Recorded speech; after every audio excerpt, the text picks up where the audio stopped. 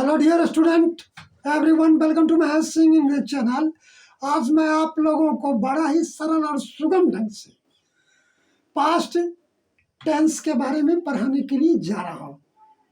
Past tense का मतलब क्या होता है, पास्ट टेंस का प्रयोग सेंटेंस में कैसे किया जाता है, इसके बारे में बताने के लिए आपको जा रहे हैं। तो आइए बोर्ड पर। पास्ट टेंस का मतलब होता है भूतकाल। समझे? भूतकाल कहते किसे है? तो बीते हुए समय को बोध कराने के लिए पास्ट टेंस का प्रयोग किया जाता है।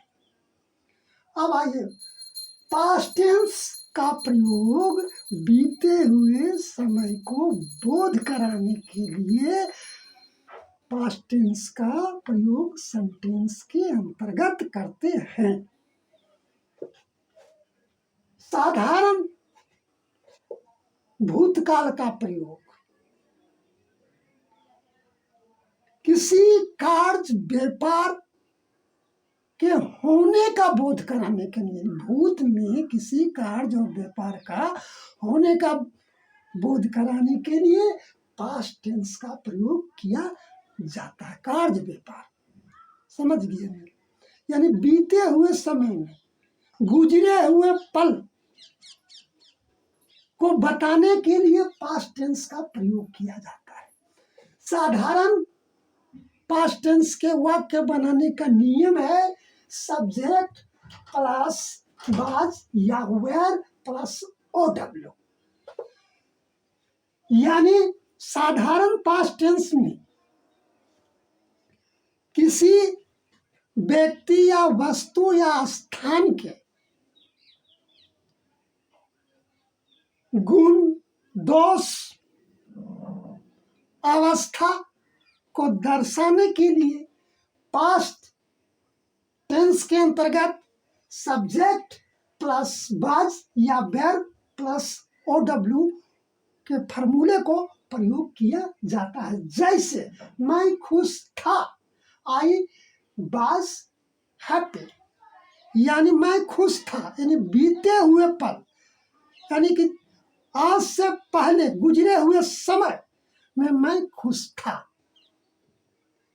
इसको दर्शाने के लिए, यानी बीते हुए समय में मैं खुश था या मेरे खुश होने का बोध बीते हुए समय में कराने के लिए पास्ट टेंस के अंतर्गत सब्जेक्ट प्लस वाज या वर्ब प्लस OW का सहारा लिया जाता है। समझ गए? अब आइए, पास्ट टेंस के कितने भेद होते हैं? तो the kinds of past tense, the kinds of past tense, past tense के भेद। तो पास्ट टेंस का भेद 4 होते हैं बाबू रे। पास्ट इंडिफिनिट, जिसको कहते हैं सामान्य भूतकाल। दूसरा आता है पास्ट कंटिन्यूअस, सामान्य भूतकाल। और तीसरा होता है पास्ट परफेक्ट टेंस, पूर्ण भूतकाल।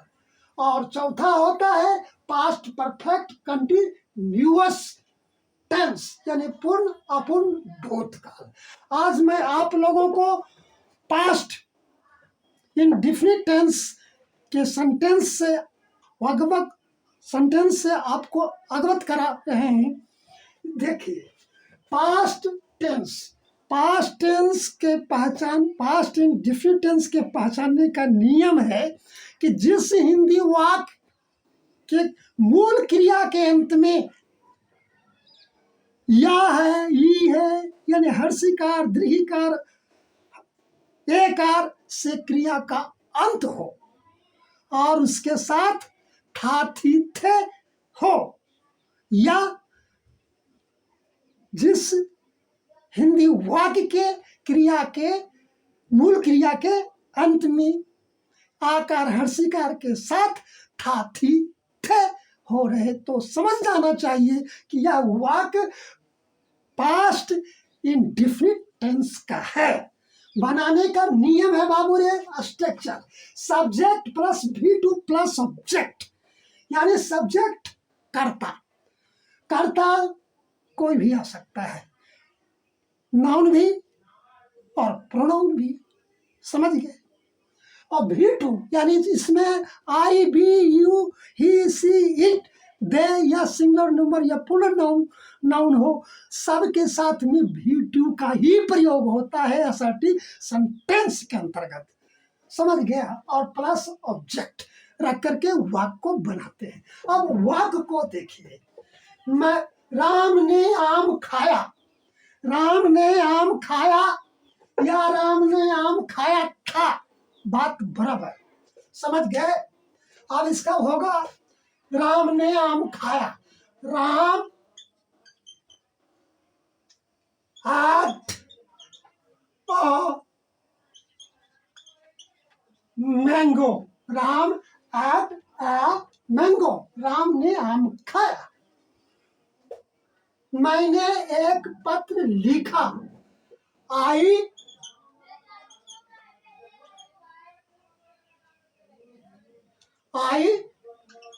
wrote a letter, मैंने पत्र लिखा, I wrote a letter। Gandhi ji Africa गए थे,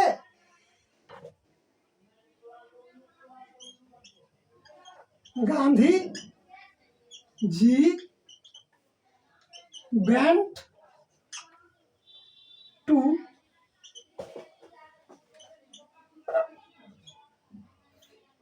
Africa, Gandhi ji went to Africa, Gandhi ji Africa गए थे। आज जोर से वर्षा हुई थी, it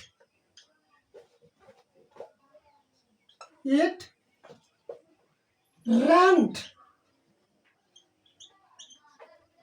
heavily,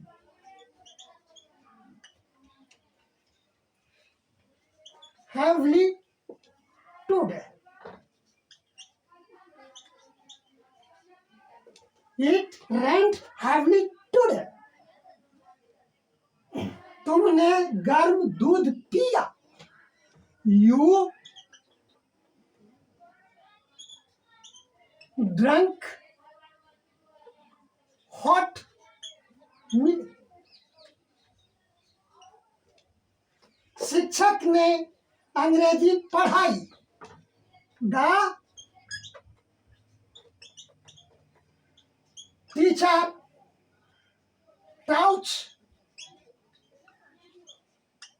teacher taught, English।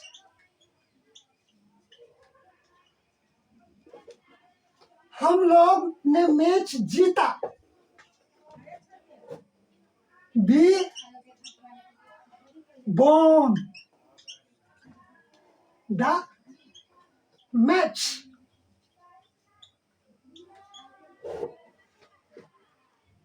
मधु ने मुझे एक कलम दी, मधु gave me a pen। वे लोग पटना गए, they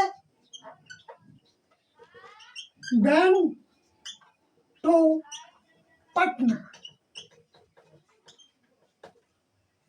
सरकार ने गरीबों की मदद की, the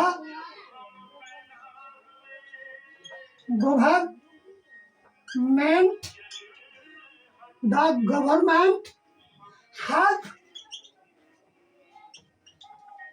the poor।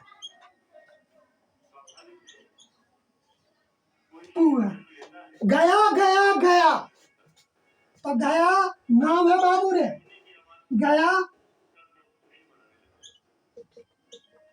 went to गया।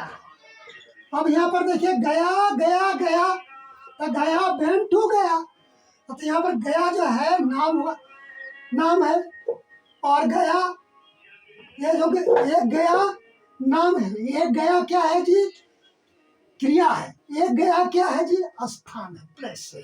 तो गया went to गया। अब वे लोग कल वहां गए थे। दे they went they went to their they went to their वे लोग कल वहां गए थे। they went there yesterday।